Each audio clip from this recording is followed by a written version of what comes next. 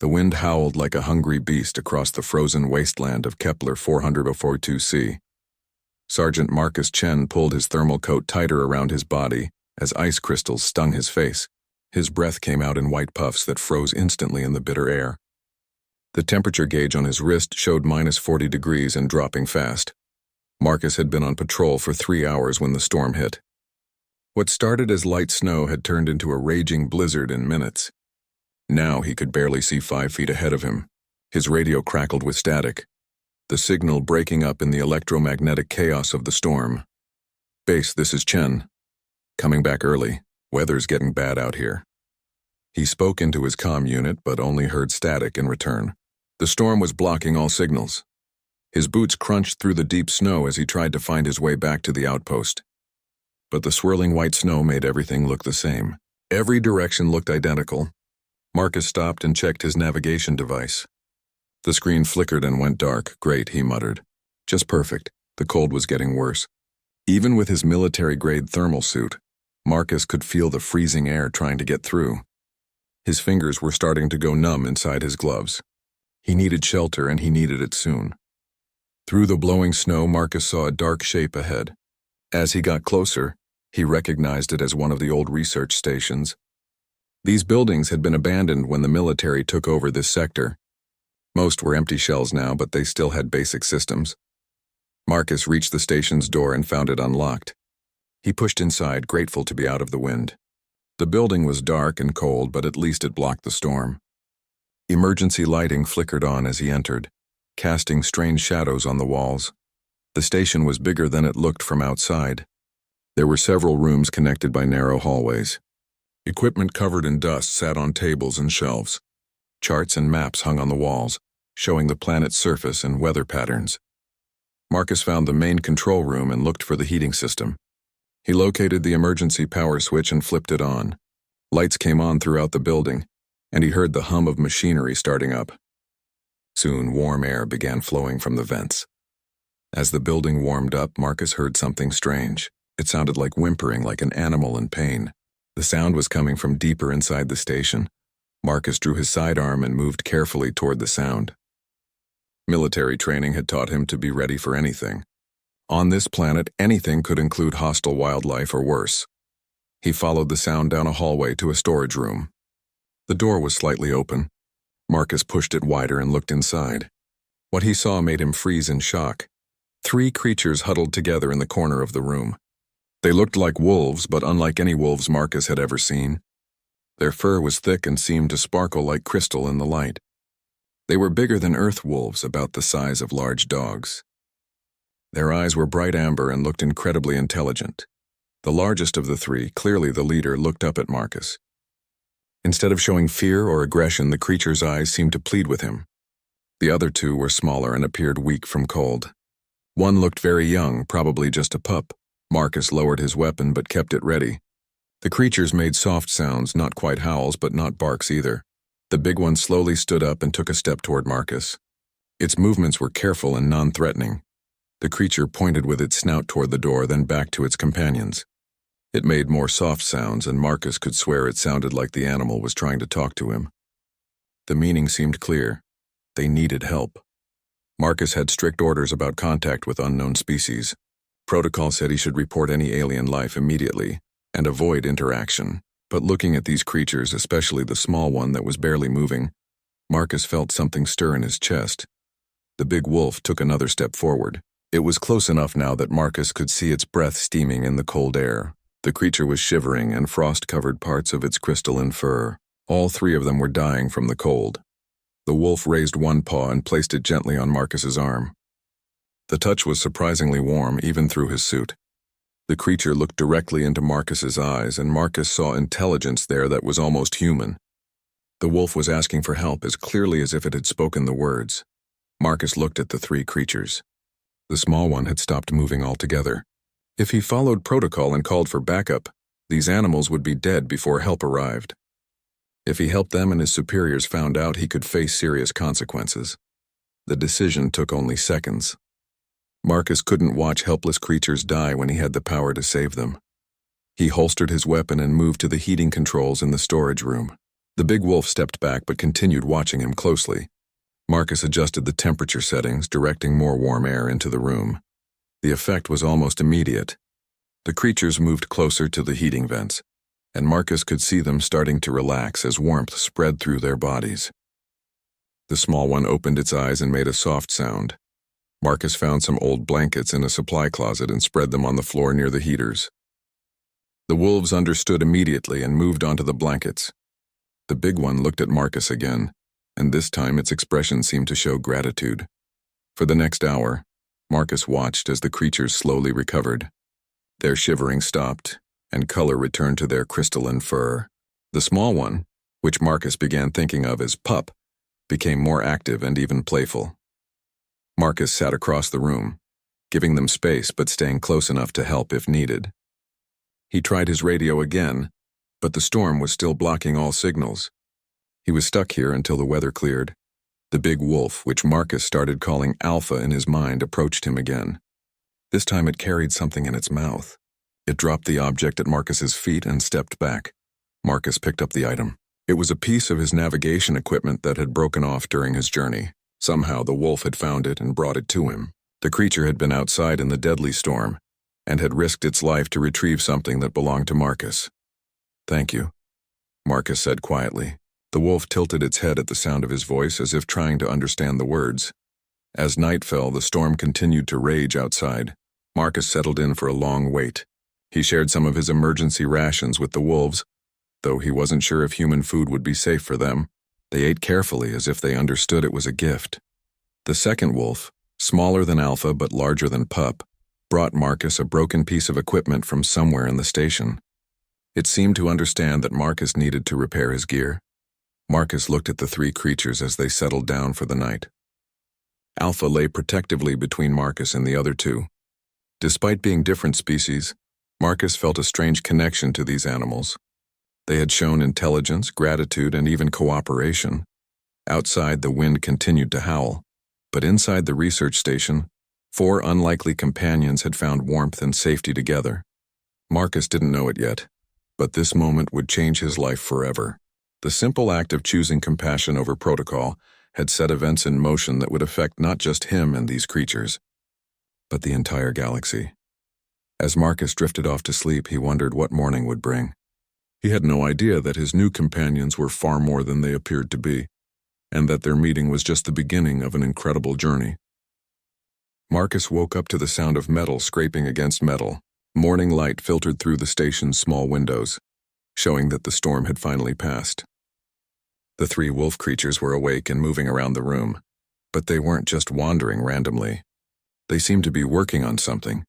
Alpha, the largest wolf, was carefully carrying pieces of electronic equipment in its mouth. The second wolf, which Marcus decided to call Beta, was arranging the pieces in neat piles. Even little Pup was helping, dragging smaller components across the floor with surprising coordination. Marcus sat up and rubbed his eyes.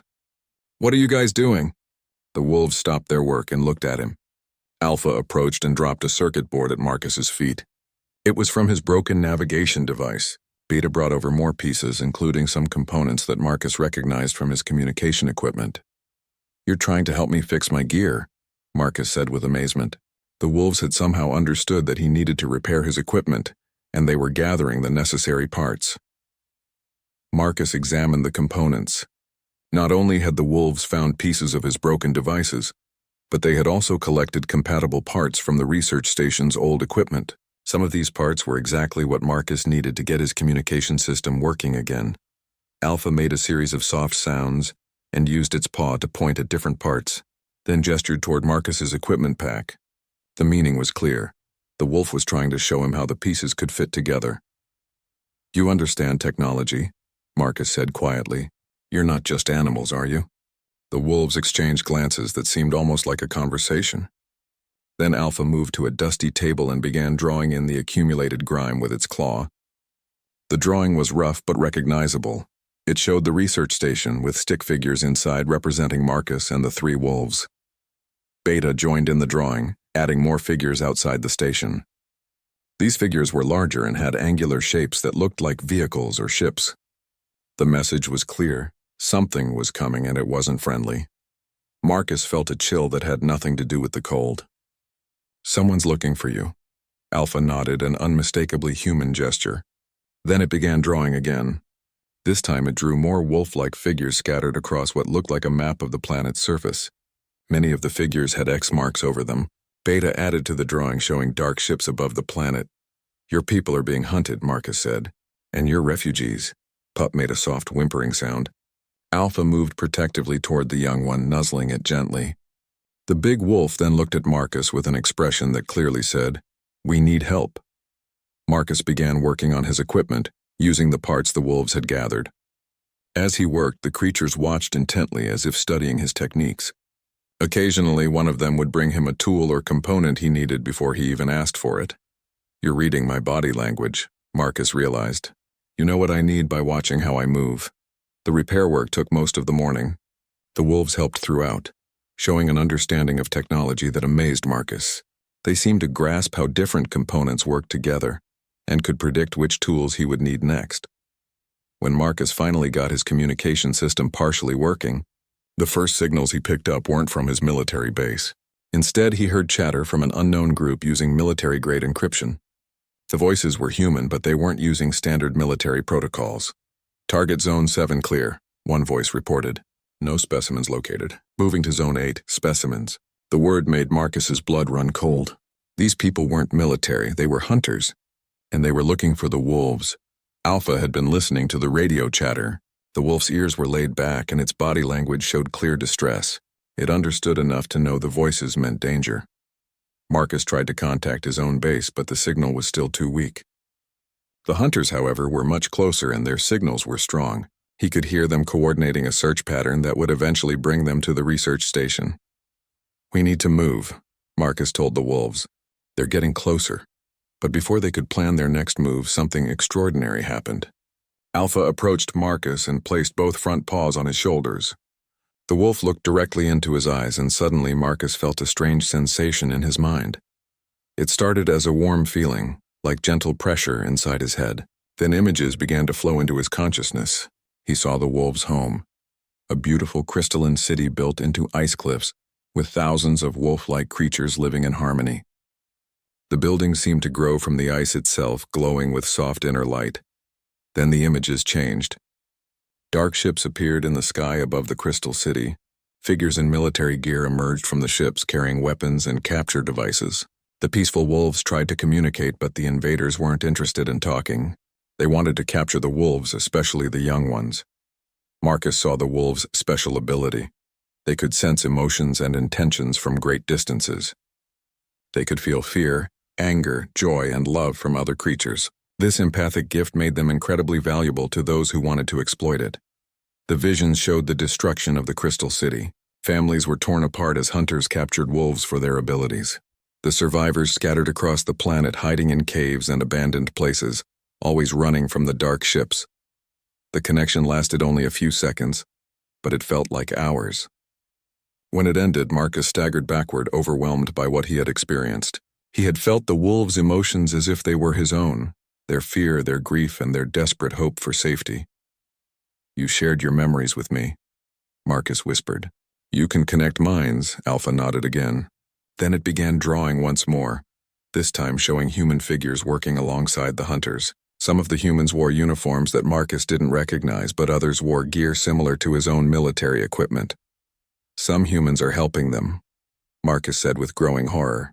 "My own species is part of this." Beta brought Marcus something else, a small glowing fruit about the size of an apple. The wolf gestured for him to eat it. Marcus hesitated, unsure if alien food would be safe for humans. Alpha seemed to understand his concern. The big wolf took a small piece of the fruit and ate it, then waited. When nothing bad happened, it offered the fruit to Marcus again. Marcus took a small bite. The fruit was sweet and warm, and he immediately felt energy flowing through his body. The exhaustion from the previous day melted away, and he noticed that small cuts on his hands were healing rapidly. "It's medicine," Marcus realized. "You're healing me." The wolves had given him their most precious resource, a healing fruit that could restore strength and repair injuries. It was a gift of trust, showing that they considered him a friend rather than a threat. Marcus made his decision. The hunters were looking for specimens to capture and exploit. They saw the wolves as valuable resources to be harvested, but Marcus saw them as intelligent beings who deserved freedom and safety. He began gathering supplies from the research station, food, equipment, and warm clothing. The wolves watched approvingly, understanding that he was preparing to help them escape. "We're leaving together," Marcus told them. "I don't know where we're going, but we'll figure it out." Alpha approached him one more time and placed a paw on his hand. This time, the mental connection was gentler, but the message was clear: gratitude, friendship, and determination to survive together. Marcus realized that by helping these creatures, he was probably ending his military career. He would be labeled a deserter or worse. But looking at the three wolves who had trusted him with their lives and their secrets, he knew he was making the right choice. The hunters were getting closer, their radio chatter growing stronger. Soon they would reach the research station. Marcus and his new companions needed to be long gone before that happened. As they prepared to leave, Marcus looked at the drawings Alpha had made in the dust. The story they told was one of persecution and survival, but also of hope. Maybe with human help, the wolves could find a way to fight back against their hunters. Marcus shouldered his pack and checked his repaired equipment one last time. The three wolves gathered around him, ready to face whatever dangers lay ahead. Together, they stepped out into the cold morning air, beginning a journey that would change all of their lives forever. 3 days had passed since Marcus and the wolves left the research station. They had been moving constantly, staying ahead of the hunters who seemed to be everywhere. Marcus's communication equipment picked up more radio chatter each day, and the search pattern was getting tighter. The wolves had proven to be excellent traveling companions. They knew the planet's terrain better than any map, leading Marcus through hidden valleys and caves that provided shelter from both the weather and the hunting parties. Alpha seemed to have an uncanny ability to sense danger from miles away, always steering the group away from areas where the hunters were operating. On the third night, they sheltered in a cave system that the wolves had used before. The caves were warm, heated by underground springs, and provided perfect hiding spots. Marcus was checking his equipment when his communication system suddenly came to life with a strong signal. "Unknown unit, this is Nexus Dynamic Security Force," a voice crackled through the speaker. "We know you're out there. We know you have the specimens." Marcus felt his blood turn cold. This wasn't his military command trying to reach him. This was the enemy, and they knew he was helping the wolves. "You are harboring stolen corporate property," the voice continued. "Surrender the specimens immediately, and we may consider reducing the charges against you." Corporate property. The words made Marcus angry. These hunters didn't see the wolves as intelligent beings. They saw them as things to be owned and used. Alpha moved closer to Marcus, its ears flat against its head. The wolf could sense the hostility in the radio transmission, even though it couldn't understand the words. Marcus keyed his microphone. "This is Sergeant Marcus Chen, Earth Defense Forces." "I don't know what you're talking about." "Sergeant Chen," the voice replied smoothly. "We have your service record. Exemplary soldier, good ratings, family back on Earth. It would be unfortunate if your poor decisions affected their safety." The threat was clear, and it made Marcus's hands shake with rage. "Are you threatening my family?" "We're offering you a chance to correct your mistakes," the voice said. "The specimens you're harboring are dangerous. They can manipulate emotions and thoughts. They've probably already begun affecting your judgment." Marcus looked at the three wolves. Alpha was watching him with concern, while Beta and Pup stayed close together near the cave's warm springs. These creatures had saved his life, shared their memories with him, and trusted him completely. The idea that they were manipulating him seemed ridiculous. "The specimens are valuable corporate assets," the voice continued. "Return them, and we'll ensure you receive proper medical treatment for any psychological damage they may have caused." "Go to hell," Marcus said, and switched off the radio. Alpha approached him and placed a paw on his arm. The wolf's touch brought that now familiar warm sensation, and Marcus felt the creature's emotions: concern for his welfare, gratitude for his protection, and determination to face whatever came together. But this time, the connection was stronger than before. Marcus felt his consciousness expand, and suddenly he could sense Beta and Pup as well. The three wolves were linked to each other in a constant network of shared thoughts and emotions. And now somehow Marcus was part of that network. Through the connection, Marcus experienced what the wolves had been hiding from him. Their empathic abilities weren't just passive sensing. They could actively share thoughts and emotions with willing participants. They had been gradually including Marcus in their pack bond, making him a true member of their family. The sensation was overwhelming but not uncomfortable. Marcus could feel the wolves' loyalty to him, their trust and their hope that together they could find a way to survive. He could also sense something else. The wolves weren't just running from the hunters. They were protecting something important. Images flowed through the pack bond. Deep beneath the planet's surface, in caverns far below the frozen surface, lay something ancient and powerful. It looked like a massive crystal formation, but it pulsed with energy that felt alive. The wolves called it the Heart of Understanding, and it was the source of their empathic abilities. More images followed. Long ago, another species had visited this planet and left the heart behind. It was a gift meant to help different species understand each other, to communicate across the barriers of language and culture. The wolves had been its guardians for thousands of years, using its power to maintain peace among the various creatures on their world. The hunters from Nexus Dynamics had discovered the heart's existence. They wanted to use its power for control rather than understanding. With the heart's empathic abilities, they could manipulate the emotions of entire populations, making them obedient and compliant. "That's why they're hunting you," Marcus said aloud. "You're not just specimens to them. You're the key to ultimate power." Alpha nodded and shared more memories. The wolves had used their collective abilities to hide the heart's exact location, even from their own captured family members. As long as free wolves remained on the planet, the heart would stay hidden. But if all the wolves were captured or killed, the psychic shield would fail and Nexus would find their prize. Marcus understood now why the wolves had approached him for help. They weren't just looking for shelter from a storm. They had sensed something in him that made them trust him with their greatest secret. Through the pack bond, Marcus felt the wolves' plan forming. They needed to reach the other scattered packs and unite them. Together, all the free wolves could strengthen the psychic shield around the heart and find a way to drive off the hunters permanently. But first, they had to survive long enough to make contact with the other packs. The next morning, Marcus's worst fears were confirmed. His radio picked up communications showing that the hunters had found the research station. They had discovered evidence of the wolves' presence and were following the trail. Thermal scanners show 4 heat signatures moving northeast, one hunter reported. 3 non-human, 1 human. Target confirmed. Marcus checked his weapons. He had his sidearm and a rifle, plus the equipment he had salvaged from the research station. The wolves had no weapons except their natural abilities, but Marcus was beginning to understand that those abilities were more powerful than any gun. Alpha shared a new image through the pack bond, a narrow canyon about 2 hours ahead of them.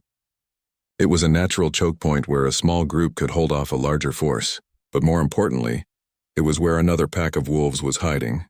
"We're going to make a stand," Marcus said. The wolves understood, even though he had spoken in English. The pack bond was making communication easier with each passing hour. They moved quickly through the frozen landscape. Behind them, Marcus could see dark shapes in the sky, hunter aircraft closing in on their position. The wolves pressed forward, their crystalline fur glinting in the weak sunlight. As they reached the canyon, Marcus saw movement among the rocks above. More wolves appeared, their amber eyes watching the approaching group. Alpha called out in a series of howls that sounded like a complex language. The hidden wolves responded, and soon a dozen more creatures had joined them. Through the expanded pack bond, Marcus met the new wolves mentally. Each had their own personality and memories, but all shared the same determination to protect their world and their people. They welcomed Marcus as a pack brother, accepting him completely despite his different species. The hunters arrived within the hour. 3 aircraft landed at the canyon's entrance, and armed figures in military gear began advancing on foot.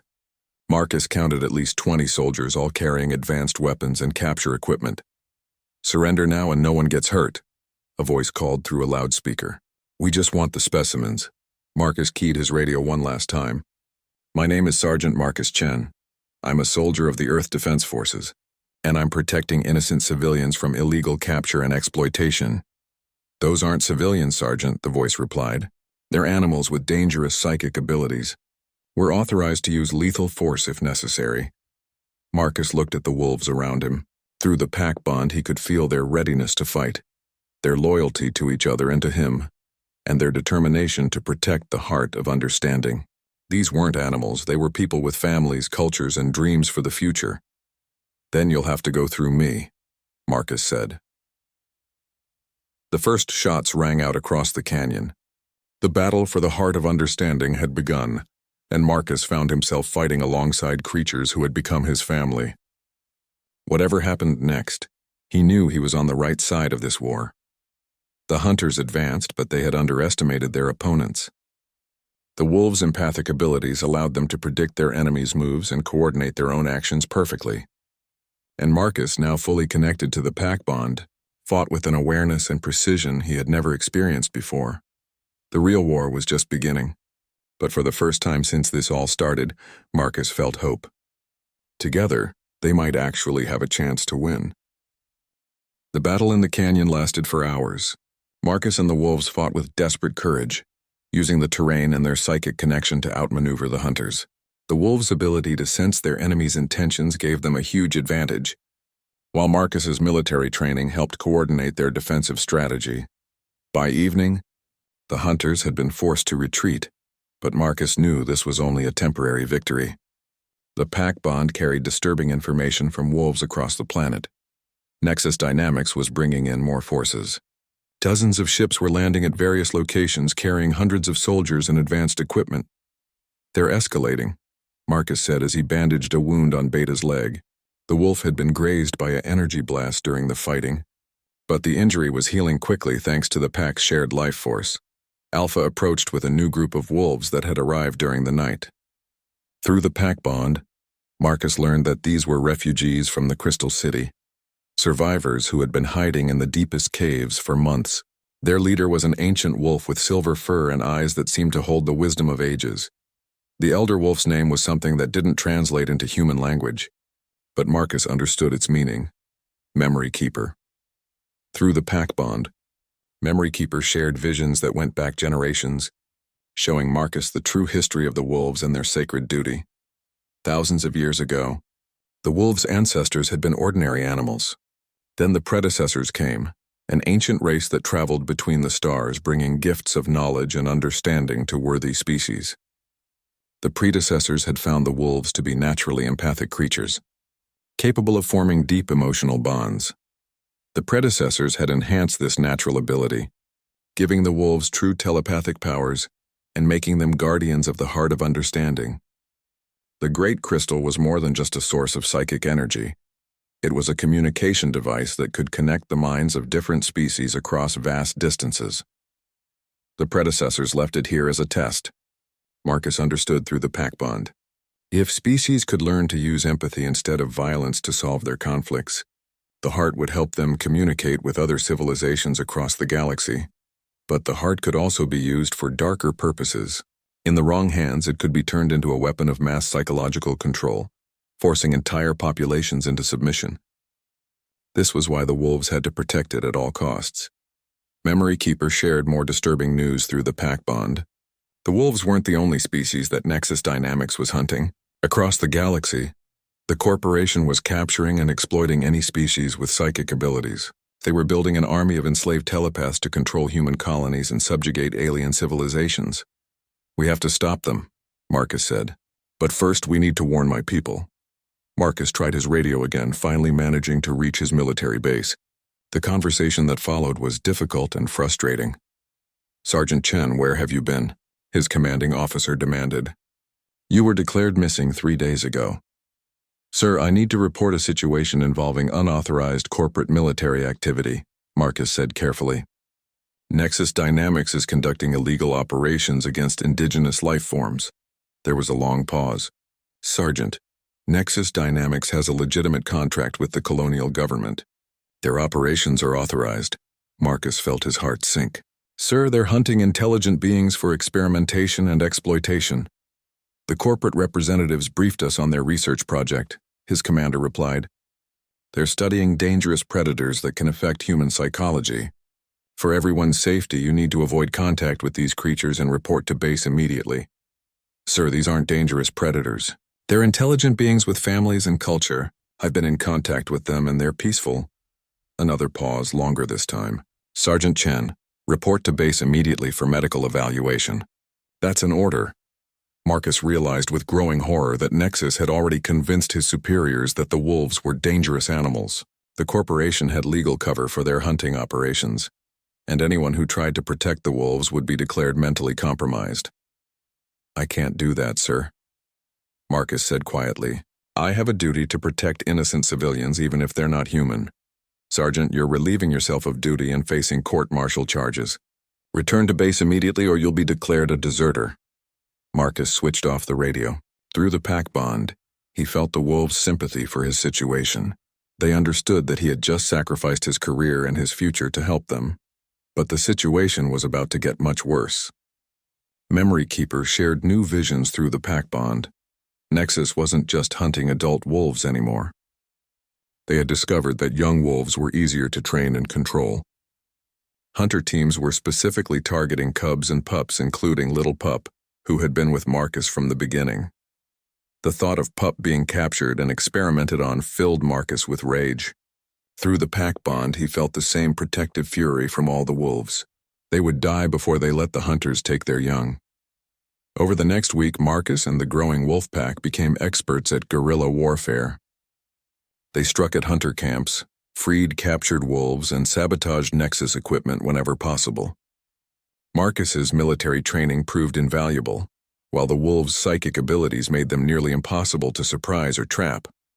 But Nexus was adapting too. They brought in new equipment designed to block telepathic abilities, making it harder for the wolves to sense their enemies. They also began using psychological warfare, broadcasting messages that claimed Marcus was a traitor who was endangering human colonists. The breakthrough came when Memory Keeper made contact with wolf packs on the other side of the planet. Through a vast network of psychic connections, the wolves began coordinating their resistance efforts. For the first time in months, they were working together instead of just hiding. But the most important discovery came from an unexpected source. During a raid on a Nexus camp, Marcus found data files that revealed the corporation's ultimate goal. They weren't just hunting wolves for their telepathic abilities. They were planning to use the Heart of Understanding to control the entire human colonial expansion. The files showed plans for psychic conditioning centers, where human colonists would be made completely obedient to corporate authority. Nexus wanted to create a galactic empire where they controlled every thought and emotion of every human being. They're not just threatening your people, Marcus told the wolves through the pack bond. They're threatening mine too. This revelation changed everything. The fight wasn't just about protecting the wolves anymore. It was about preventing a future where freedom and individual thought no longer existed. Marcus began planning the most dangerous mission of his life. The only way to stop Nexus permanently was to turn their own weapon against them. If the wolves could safely activate the Heart of Understanding and extend its empathic field across the galaxy, every sentient being would be able to feel what others felt. War and oppression would become impossible when everyone could truly understand each other's pain and joy, but reaching the heart would require going through hundreds of Nexus soldiers in their most dangerous weapon yet. Dr. Sarah Kim, a former xenobiologist who had become the corporation's chief hunter. Intelligence gathered through the pack bond revealed that Dr. Kim had been studying captured wolves for months, learning their weaknesses and developing new ways to exploit their abilities. She was also completely ruthless. Dr. Kim had ordered the execution of wolves who refused to cooperate, and she had developed techniques for forcibly breaking psychic bonds between family members. She understood the wolves better than anyone else in Nexus, which made her their most dangerous enemy. The final confrontation was approaching, and Marcus knew that not everyone would survive. Through the pack bond, he felt the wolves' acceptance of this reality. They were willing to sacrifice everything to protect the heart and ensure that future generations could live in freedom.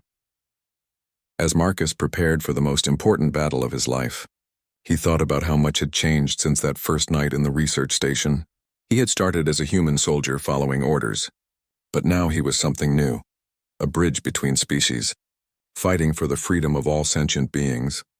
The real test was about to begin, and the fate of the galaxy hung in the balance. The assault on the Nexus facility began at dawn.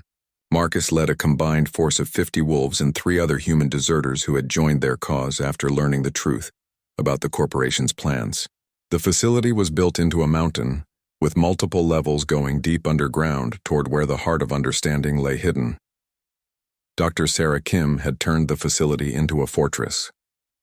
Energy barriers, automated weapons, and squads of heavily armed soldiers protected every entrance. But she had made one crucial mistake. She had captured too many wolves in one place.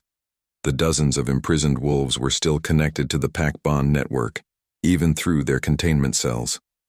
Through them, Marcus and his allies knew exactly where every guard was positioned and what defenses they would face. Remember, Marcus told his team through the pack bond, we're not just here to rescue the prisoners. We need to reach the heart before Dr. Kim figures out how to corrupt its power. The first phase of the attack was a diversion. Half the wolves, led by Beta, attacked the facility's main entrance with maximum noise and visibility. Dr. Kim's forces responded exactly as expected, concentrating their defenses on the obvious threat. While the enemy was distracted, Marcus and Alpha led the real assault team through a network of natural caves that connected to the facility's lower levels. Memory Keeper had shared knowledge of these passages, which the wolves had used for centuries before Nexus arrived. The infiltration went smoothly until they reached the containment level. There, Marcus saw something that filled him with rage. Dozens of wolves locked in energy cages, many of them injured from experimentation. Among them were cubs who couldn't have been more than a few months old. But the sight that made Marcus's blood boil was Pup, the young wolf he had first met in the research station. The little creature was in a special containment unit surrounded by psychic dampening fields. Nexus had been using Pup as a test subject for their mind control experiments. Free the prisoners, Marcus ordered through the pack bond. I'll handle the dampening fields. As Marcus worked to disable the containment systems, Alpha and the other wolves began freeing their imprisoned family members. The reunion was emotional and powerful. Marcus could feel waves of joy and relief flowing through the pack bond as families were reunited, but their celebration was cut short by Dr. Kim's voice echoing through the facility's communication system. Sergeant Chen, she said, her tone coldly professional. I must admit I'm impressed. You've accomplished more than we thought possible for someone who's been psychically compromised. Marcus keyed his communicator. The only thing that's been compromised is your company's ethics, Dr. Kim. You don't understand what you're dealing with, she replied. These creatures are dangerous. Their empathic abilities can rewrite human personality completely. You're not thinking clearly because they've altered your brain chemistry. Marcus looked at the wolves around him. Alpha standing protectively near the freed cubs. Beta helping injured pack members to safety. Memory Keeper sharing strength with the weakest prisoners. Through the pack bond, he felt their emotions, love for their families, determination to protect the innocent, and genuine friendship toward him. If this is what being compromised feels like, Marcus said, then I prefer it to being human. We'll see about that, Dr. Kim said ominously. The rescue team had freed most of the prisoners when the trap was sprung. Energy barriers slammed down around them, cutting off their escape routes. Armed soldiers poured into the containment level from hidden passages. Dr. Kim had been using the imprisoned wolves as bait, waiting for the rescue attempt. Surrender now, and I promise the cubs won't be harmed, Dr. Kim announced as she entered the chamber wearing advanced armor and carrying weapons designed specifically to disrupt psychic abilities. Marcus raised his rifle, but Dr. Kim was faster. Her weapon fired a pulse of energy that disrupted the pack bond, temporarily severing the psychic connections between the wolves. The sudden loss of their shared consciousness was devastating. Many of the wolves collapsed in confusion and pain. Psychic isolation, Dr. Kim explained as her soldiers surrounded the rescue team. We've learned so much from studying your friends, Sergeant. Did you know that wolves separated from their pack bond become helpless and disoriented? It's quite fascinating from a scientific perspective. Marcus felt the loss of the pack connection like a physical wound. Without the shared strength and awareness of his wolf companions, he felt alone and vulnerable for the first time in weeks. But the isolation device had one weakness that Dr. Kim hadn't anticipated. Marcus was still human, and his connection to the pack bond was different from the wolves' natural telepathy. He could still sense the heart of understanding far below them, pulsing with ancient power. You want to know what's really fascinating? Marcus said, backing toward a maintenance shaft that led to the lower levels. The fact that you think you can control something you don't understand. Dr. Kim smiled coldly. We understand it perfectly. The heart is a psychic amplifier. With the right interface, we can use it to project thoughts and emotions across interstellar distances. Imagine being able to make entire populations feel whatever we want them to feel. That's not what it was made for, Marcus said. It was designed to create understanding, not control. Understanding is just another word for control, Dr. Kim replied. When we activate the heart with our modifications, every human in the galaxy will understand that Nexus Dynamics knows what's best for them. Marcus made his move, diving toward the maintenance shaft while pulling pins from his remaining grenades. The explosions created chaos and confusion, allowing him to escape into the facility's lower levels. Behind him, he could hear Dr. Kim shouting orders to her soldiers. The hunt was on, but Marcus had one advantage. He could still sense the heart calling to him through the facility's shielding. The path to the heart led through ancient tunnels carved by the wolves' ancestors. The walls were covered with crystalline formations that pulsed with soft light, growing brighter as Marcus descended deeper into the mountain. Finally, he reached the chamber that housed the Heart of Understanding. The sight took his breath away. The heart was a massive crystal formation, easily 50 feet tall, that seemed to contain an entire galaxy of swirling lights. Energy flowed through it in patterns that looked almost like thoughts made visible, but Nexus had been busy. The chamber was filled with technological equipment connected to the heart by invasive cables and sensors. Dr. Kim's modifications were designed to corrupt the heart's natural empathic field, turning it into a weapon of mass psychological control. As Marcus approached the heart, he felt its power reaching out to him. Images flowed through his mind, the predecessors creating the heart as a gift to help species understand each other, the wolves' ancestors accepting the responsibility of guardianship, and the potential future where all sentient beings could share thoughts and emotions freely. But he also saw what would happen if Nexus succeeded. Billions of beings across the galaxy would lose their free will, becoming mindless servants to corporate authority. The diversity of thought and emotion that made life beautiful would be replaced by uniform obedience.